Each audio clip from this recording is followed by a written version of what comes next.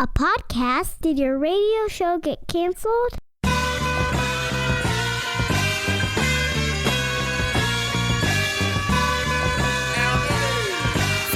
Fire.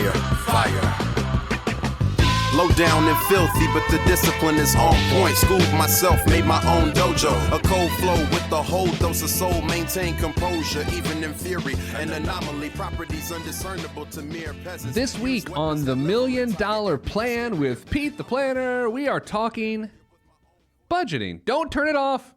Don't turn it off. I'm going to show you how to put together your very first budget. Or maybe you've done a budget before. I'm going to show you how to do it the easiest and the right way. You know, I lied already. It's not the easiest way, but it is the best way. I don't believe the easiest way is the best way, especially when it comes to budgeting. And I also don't believe in convenience when it comes to budgeting. I don't believe that all your information should be automated by some website to, I sound like an old man complaining about a website, to come in and give you your data. I think you need to do it manually because then you'll dig deeper in to your data. So that's what we're going to do this week. Your first budget. Now, Nicole, have you ever done, you can answer honestly, you don't feel compelled to tell me you've done a budget. If have you sat down and done a budget? I have. No, that was one of those before, as I was first getting into my first full-time position, and I had regular income coming through. I did not budget. I didn't save anything. So starting a new position, sure, I have. And if you're watching on PeteThePlanner.tv this week, we added a new camera in the control room. So, Nicole, you are on camera this week. I am. So, this, is, by the way, is not in response to people wanting to know what Nicole looks like, which still is a bit creepy, right? Yes. All right. So, join us at PeteThePlanner.tv. Just subscribe, and you can watch every episode of the show. All right. So, let's talk about who this episode is for. It is for anyone that has an income. That's right. This episode is for everyone who has an income. Let's talk about what a budget is not. A budget is not the way we do it around here. I'm not asking you to look at this every day. I'm not asking you to save your receipts when you make a purchase and come home and shove the wad of receipts into some shoebox or anything like that. What we're going to do, we're going to take a retroactive look at your spending. We're going to look for patterns. We're going to set some targets. And then we're just going to live our life. And I think that's the best way to do it. Now, here's where people go off the rails from the very beginning of a budget. Of course, there are two major elements to a budget: the income and the expenses, the inflow and the outflow, right? Money populates your ability to spend, and then you spend money. For me, people go off the rails because they don't even know how much money they make. I think that's an important element, and so much so that you need to know the pay frequency of which you get paid, whether it be, every other week, twice a month, weekly. I mean, those are the primary pay frequencies. Of course, there's monthly too. But if you get paid, Nicole, now again, I'm going to go back to you a lot this episode, and I don't want you to feel compelled to tell me what I want to hear. Do you know the exact dollar amount? Net dollar amount that is deposited every other Tuesday at midnight? Yes. You know the exact dollar amount. The exact dollar amount. When you think of your budget, do you just multiply that by 2 from a monthly perspective? Not really, because I kind of separate my paycheck between what I need to pay myself for so that I can pay my bills. Okay. Because I have 3 accounts that I hold my this money is in. fascinating. Okay, 3 accounts that you hold your money in. Okay, let's go through these. If you want to. Yeah, no, absolutely. So I have my main checking account that Number 1. I dump everything into. Okay. So my paycheck every 2 weeks. If any Venmos that people send me, it goes into there. This is we need to translate Venmos here. Wait. Venmos is a pay app. Yes. Okay, so it's if your friends owe you money, you can get an app on your phone called Venmo. Yes. And then your account's attached to it, their account's attached to it, and you can just transfer money amongst friends. Sorry, go ahead. No. So that's just my main hub. And then I have another checking account that I will send if I have, my car payments and student loans and any utilities. So that comes out of that. Okay. And then I've got a savings account. So then that's everything, every paycheck, I send a certain amount to that account, and then I can't touch it because I get charged if I try to move money within that electronically. I have to go into a bank and have them move that money in my savings account. So this is fascinating to me because around here we always say things like, there's no wrong way to budget. And to your point, what you've just described to me would not work for me, but it does work for you, right? Yes, it does. Okay, then good. That's fine that you do it that way. So first, again, back to the original point, we need you to know not only your pay frequency, which you obviously know, but the net amount you get paid every pay period, as well as the rest of your household income. For me, I have a few different sources. We've got our rental property, which is cash flow positive, so we get that check. We get my 2 paychecks generally a month. And then some freelance stuff I do that comes directly to me instead of my company, newspaper stuff, radio things. And so that's how we take all that money. So we add all that up, and it should be about the same amount every single month. You need to have a base level of income every month. What I don't want you to do is to have varying amounts of income coming in a particular month and then budgeting off those incomes. Because ideally what you're doing is when you get that extra income is just going to stability. And as you know on the show, stability is savings or paying off debt. Okay, so we need a base level of income, which is to be used for the expenses. You'll still have some savings budgeted in there. But then anything in addition to that base level of income needs to create stability, generally speaking. Now, some people say, hey, when I get those 2 months in which I get an extra paycheck because I'm on 26 pay, so therefore those 2 extra months, I'm going to use that for vacation, or I'm going to use that for the holidays. That's fine. What I don't want to see happen is that you increase your discretionary spending over that time frame. So yeah, believe it or not, the first step to putting together a budget is to have the number in your head of the exact amount of household income you make a month. And I mean to the penny. $3,213.63 every 4 weeks. I consider 4 weeks to be a month. I know that seems like a ridiculous statement that I've just redefined what it is to have a month. But I want a 4-week period to be considered a month, okay, as opposed to a 5-week period, which then is the rare 35-day month that does not exactly exist. Now, next, once you know your income, this is, again, if you're just joining us on the show today, we're talking about putting together your first budget the right way. Commit to 30 minutes a month for at least 6 months. That's what I need. I need 180 minutes. Was that 3 hours, Nicole? 3 hours, right? 180 minutes is 3 hours? Yes. Okay, thank you. I need 3 hours of your time over the next 6 months.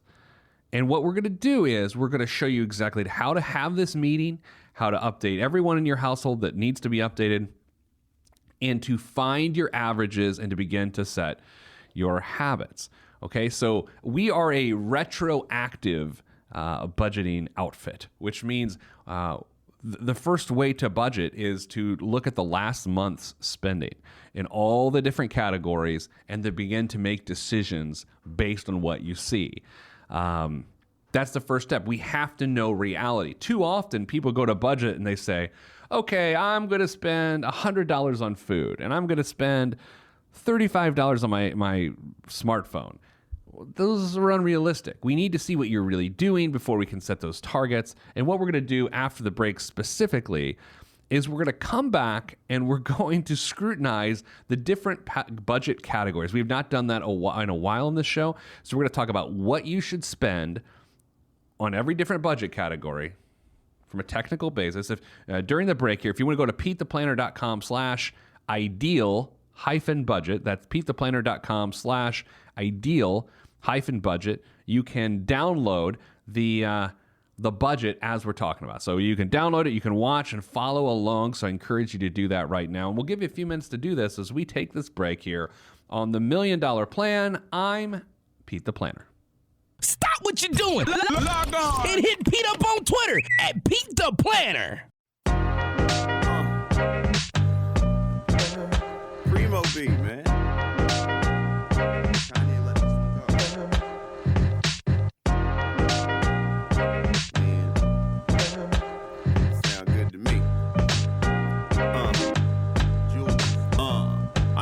question the right of any man to voice his opinion as strongly as any can. But then again, many men are citizens of their own little world, so they ain't really fitting in. I'm in the background blending in, camouflaged by the scenery, but I'm a champion. Revamp the camp again, put down my stamp again. All right, it's the $1 Million Plan on Pete the Planner back. This is the Putting a Budget Together episode of the show. We did have a great suggestion on Twitter this week. Last week's episode was what we called Pete's Potpourri, and my friend Don on Twitter suggested we call it Pete Pourri. Is that right, Nicole? Pete Pourri. Pete Pourri. Last week was a Pete Pourri episode. So check that out. You can always subscribe to the show on iTunes or watch the show at PeteThePlanner.tv. It's a great appetite suppressant. Because you just look at me. All right, so let's go through the ideal household budget. Nicole, do you have your monthly net income in your head right now? Yes. You have the exact number, and we're not asking you to exact share it. no. Don't share it. Okay, you got the number. I do. Okay, so just keep that in your head. Okay. Okay.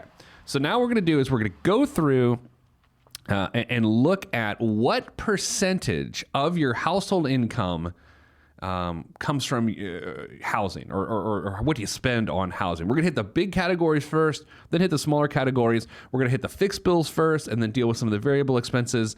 But housing, whether it's a mortgage payment, by the way, this includes property taxes and insurance, whether or not it's included in your mortgage or not. Like if you pay your property and taxes and insurance separate from your mortgage on a semi-annual basis or whatever, that's fine, but you're going to have to add that back into your monthly housing expense. Rent payments included.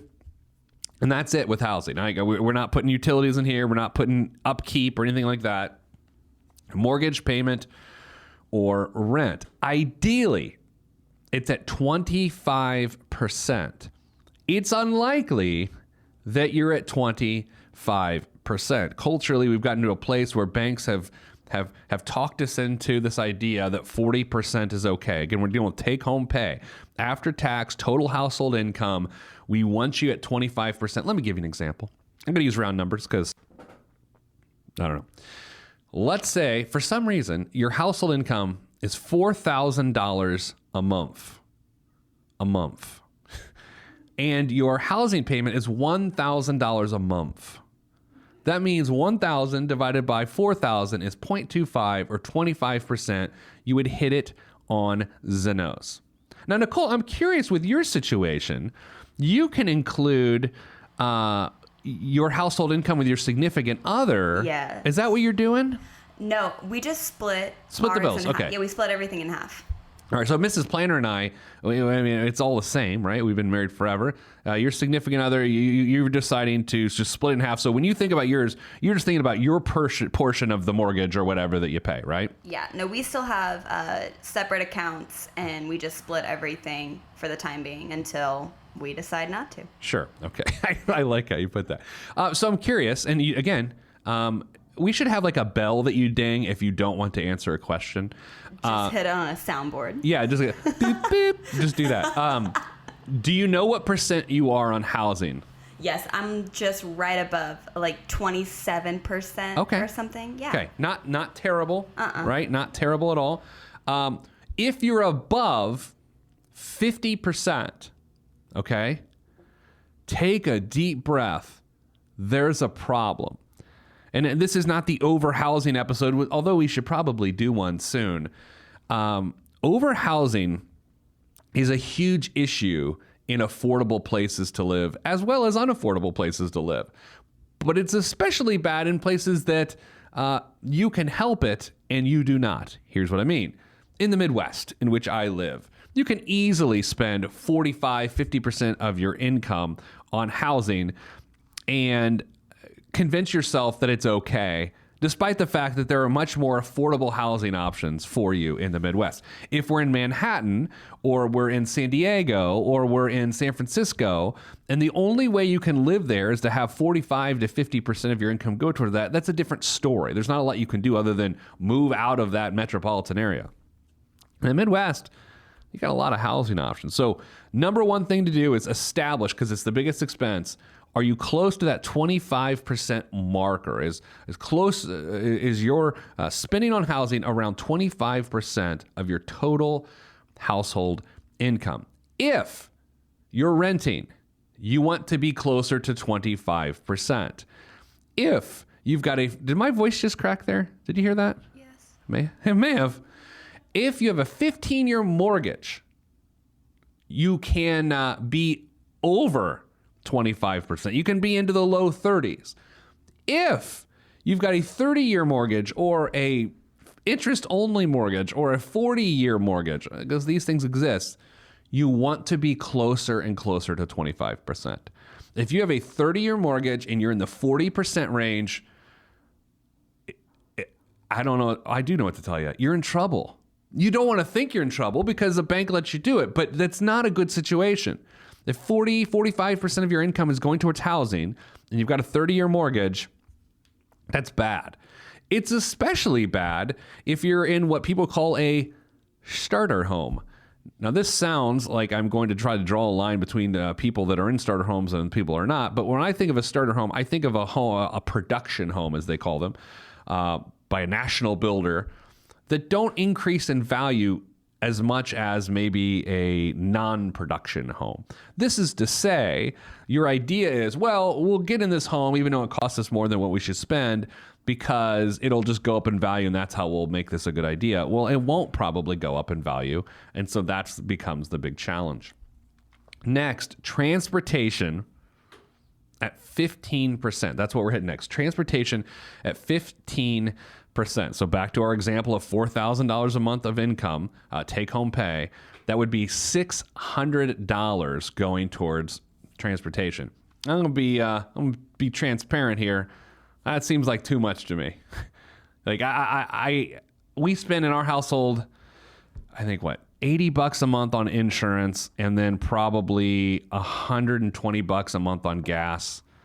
And we make more than $4,000 a month. And Nicole, where are you at on the 15% for transportation? I'm a little below that. I'm like at 10%. See, that's fine. I've got a little bit higher car insurance, but...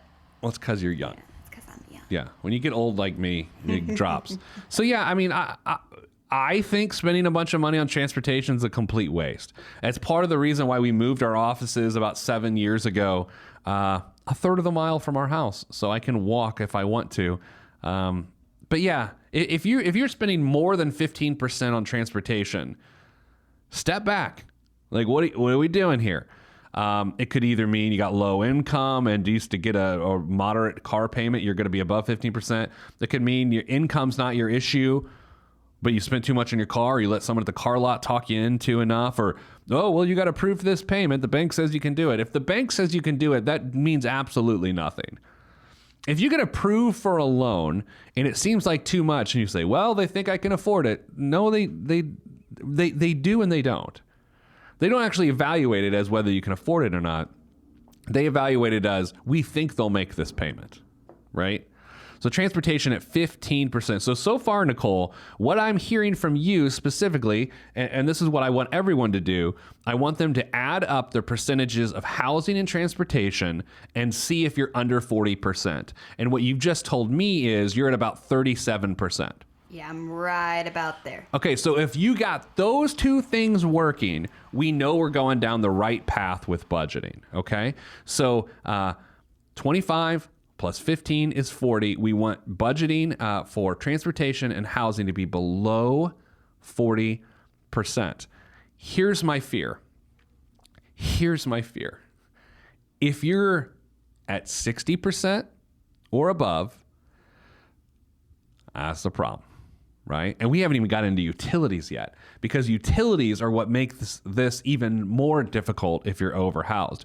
If you're overhoused and you're spending 45% of your income, I'm jumping ahead. If you spend 45% of your income on housing, a mortgage payment, and I want you to spend about 10% on utilities, but you're likely to spend about 15% on utilities. And then if then after that you decide to spend about 20% on transportation because you're undisciplined, that means between 45% on housing, 15% on utilities, and 20% on transportation, 80% of your pay. 80% of your pay is going towards housing and transportation. That is an impossible scenario that you will never work your way out of until you change housing or transportation, right? There's this feeling that we're going to grow into our expenses, that our income will elevate and match bad decisions we've made with spending. They never do. They never actually do, especially with housing and transportation. Let's hit one more category before we take a break. Actually, let's just go to utilities. Utilities is at 10%. Now, here's what this includes. This includes, obviously, the gas and electric and water and waste. This also includes smartphone, right? Mobile phones. This includes cable, Netflix and chill.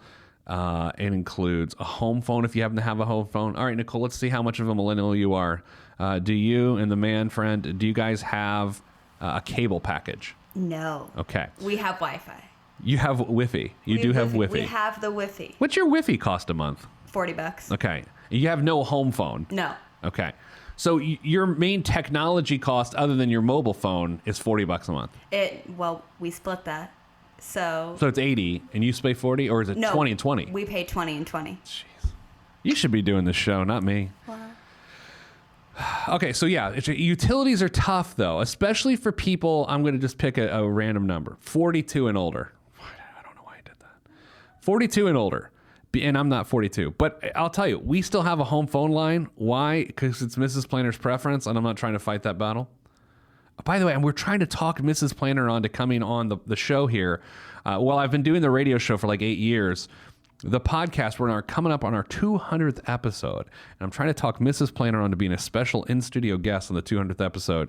But by saying that she has a home phone line, probably not something I'm going to bring up before asking her to be on the show, and certainly not something I would bring up when she is on the show. Let's hope she doesn't listen to this show. And of course, she doesn't. Okay, so there's the home phone issue. There is the cable issue. More cord cutters, and not only in terms of home phone, but in terms of cable. That can bring down $150 a month in expenses. But then you get smartphone costs, which are certainly increased. Here's what we're going to do. We're going to take a break, and coming up after the break, we're going to continue to budget. So far, in the ideal budget between housing, transportation, and utilities, you should be at 50%, ideally. 25% towards housing, 15% towards transportation, and 10% towards utilities. Those are the major ones at 50%. We'll continue after the break. This is the $1 Million Plan, and I am Pete the Planner.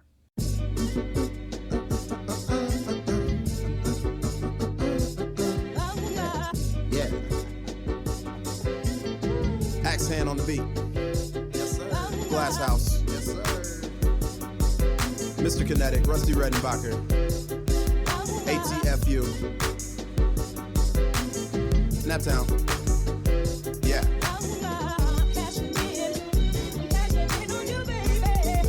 East of Betty and Fredo. Helicopter choppers. Yeah, y'all ain't hip yet. Cashing in like the end of the game at the casino. I lean so the glare of the rear view don't hit me. Swiftly through the avenues and boulevards. Old soul playing on my speakers. Old soul but young in age, a boss player. Not from the Himalayas, but my fam gave me Gary, Indiana game. Grew up around the country, but the mindset was there. Ain't I won't complain about a damn thing on this beat. Back on the $1 Million Plan. Doing a budget today. Like, we're going back to the basics. Doing a budget. What is at the Ho Chunk Casino this week? Tara Reid, who is the actress that was in, I think, American Pie. She was doing an appearance at the Ho Chunk Casino in Wisconsin Dells just after me. I never thought years ago that I would say the phrase, I was at the Ho Chunk Casino in the Wisconsin Dells and Tara Reid was scheduled to follow an appearance that I did. Such a weird life, this life. Okay. Speaking of travel, can I do a public service? Nicole, can I do a public service announcement on here? I think so. Should I use a different voice, do you think? Oh, all right, yeah. Let me clear my throat. All right. Hi, I'm Peter Dunn. You may know me as a newspaper columnist and as a balding ginger. But I'm here to talk to you about airline travel. There's an epidemic in the airline travel industry, and it's this. When boarding a plane that is not a Southwest plane, of course, a flight in which you get to choose your seat, you decide to pick your seat anyway. Why? Because you don't like the seat that you were assigned by the airline, so you just sit in someone else's seat. And when the other person arrives to their seat to sit down in the seat that they selected weeks before, strategically, because they're a professional traveler, you passive-aggressively say, would you mind switching? I'm in the back row, in the middle. This concludes the public service. Don't do that! Nicole, do you know not to do that? Yes, I don't even travel via the airplane that often, and I know not to do that. And then it puts the person in the position to be the jerks. Like, would you mind switching? And then like last night I had to go, well, yeah, I do mind. Like, I don't want to sit back there. I want to sit in 12F, right? And I that's why I chose this seat.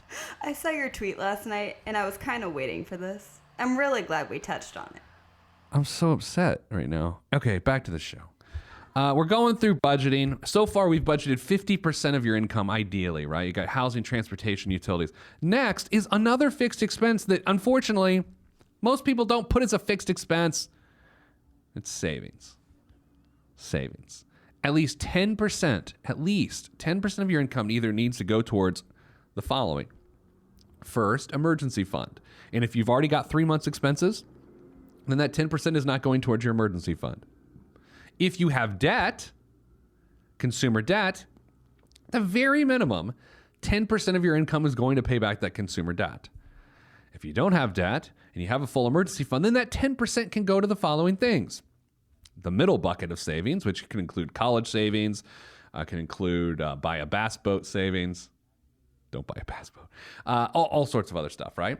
But you have to have at least 10% of your income. We're trying to create financial independence. Financial independence is when you're independent of your need for income. And you can be independent of the need of 10% of your income by saving 10%. So far, between mortgage, transportation, and utilities and savings, we're at 60% of your income.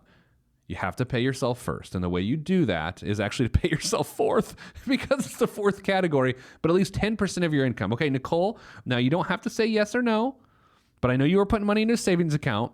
If you took a look at your total monthly income, right, the four numbers, forget the change, but the $4 amounts there, it's in thousands. Yes. And then you moved you like how I mansplained money to you, and then you move the decimal spot one place to the left, okay? Just move it over one digit. Do you save at least that amount of money of your take-home pay on a monthly basis? Yes, I do. Oh, my gosh, that's lovely. Thank you. Thank you. Oh. Do you feel pressure today? No, because it's one of those, I know that I hold myself accountable to my budget. Yeah. It's not some ominous thing that I pretend that I tend to and abide by. So if I didn't, yes. But I do. So I'm not uncomfy talking about it. Oh, good for you. Oh, thank you. So there's other expenses in here that aren't going to be in everyone's budget that we need to talk about. There's obviously things like a daycare, right?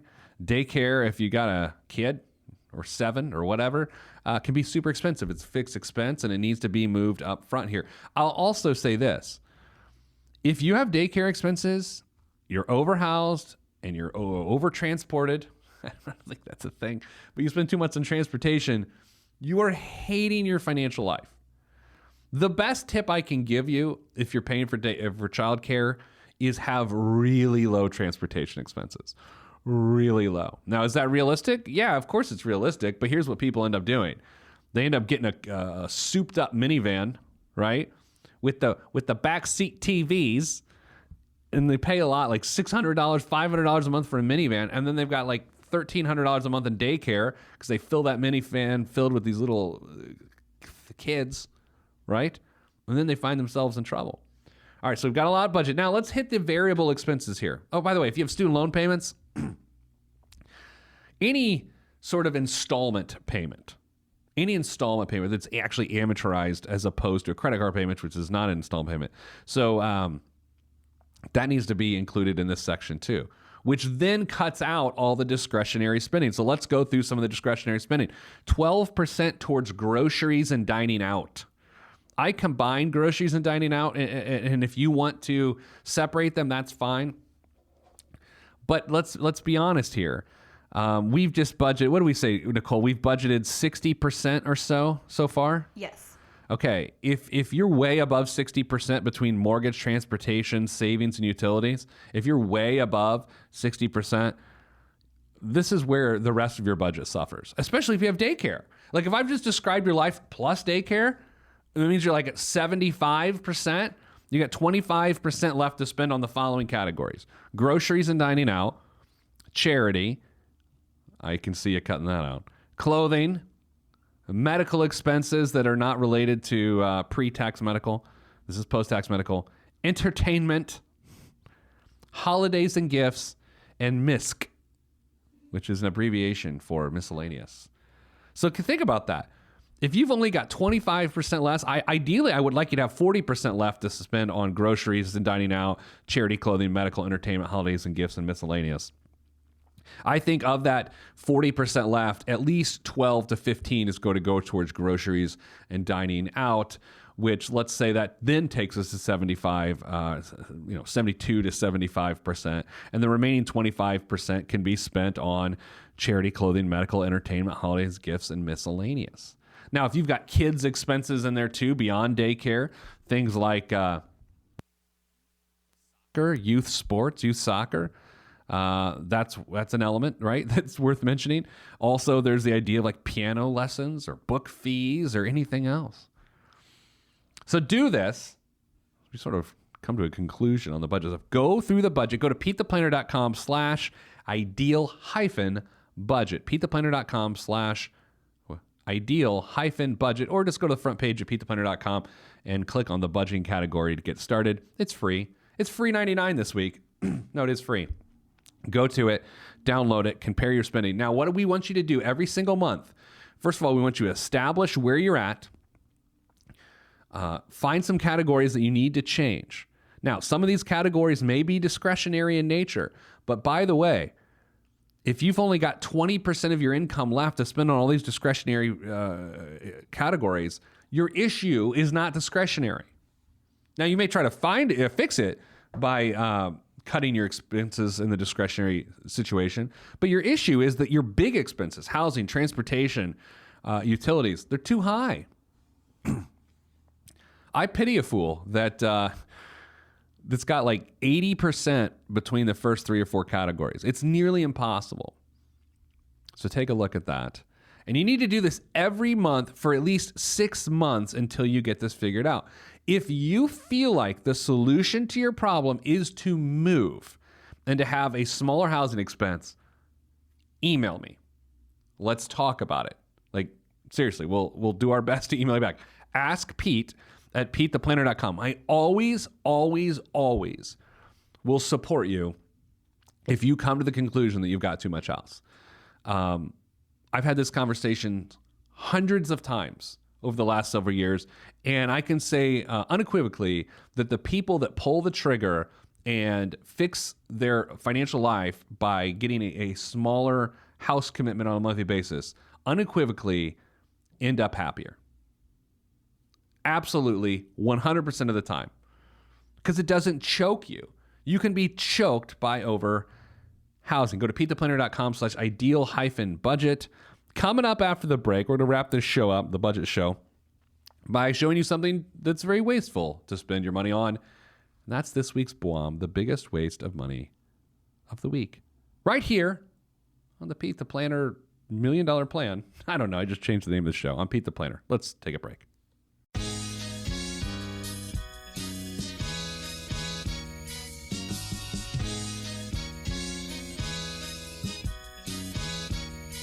Every day living through the peace of my soul, I remain whole, even in the middle of the pain. Even though my life has the rain, I still remain sane, writing and creating for my life. And my pen is my sword given by the Lord, and I use it to fight the tides of restriction. Sometimes I'm conflicted, find myself looking at the trees too much and can't see the forest. Enemy shall inherit the earth, and I want to inherit something other than the high blood pressure and diabetes. So work is what I gotta do. Stay true to my enemy and water the trees that I sing from, and look out for the lumberjacks. Running with the gale force wind at my back. Swift and enduring, I remain calm. Swift and enduring, I remain calm. Swift and enduring, I remain calm. This lays great errors to rest. Let me remain calm until it all calms down. Enjoying every This week's biggest waste of money of the week here in the $1 Million Plan is, well, we're taking a little different approach this week. See, I've lived in the neighborhood I live in now for 15 years. Okay, I've lived here for 15 years. We moved here because it's sort of a big neighborhood with a lot of walking paths and ponds and nature and all these sorts of things. And it's a really nice place to live. Not until recently, as you know, if you listen to this show, have I taken to angling, fishing. I like it, right? I enjoy it. So for 15 years, I lived here, and I could have fished in any pond in my neighborhood because that's the whole point. I mean, you could fish anywhere. It's like a whole thing. In the last 2 months, they have shut down fishing in there's probably 25 ponds in my neighborhood. They've shut down fishing except in 2 ponds. Why? I don't know. But then this week, the following email went out from my neighborhood. Attention all fishermen, I'm quoting the newsletter. Attention all fishermen and fishing hobbyists in the village. Hobbyists? Really, Nicole? Are we going with hobbyists? It was like a little we know you're out there. Is there anything more caramel than the word hobbyists? No, there's not. For a limited time, we are opening several ponds to fishing, catch and keep. This includes the following ponds, blah, blah, blah, blah. Tilapia were stocked into these ponds earlier this year to mitigate algae growth. Tilapia will not survive the cold winter. Also, bluegill are overpopulated in these ponds and need to be fished to rebalance the populations. This limited opening for fishing includes tilapia and bluegill only, not carp or bass, and will end on October 31st.